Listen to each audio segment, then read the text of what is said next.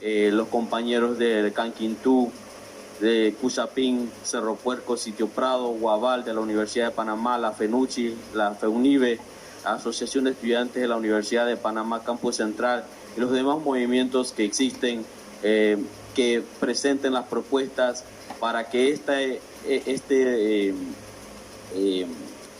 se le llamó el presidente, la mesa de ampliación, que se va a mantener activo desde ahora hasta finales de diciembre, se pueda recibir todas las propuestas, la consulta, y que nosotros podamos presentarlo, y que esa mesa de la concertación nacional para el desarrollo realmente tenga representación, tenga legitimidad, que los diferentes jóvenes que están en la calle, que sientan que realmente sus voces están siendo escuchadas, que los compañeros que no tienen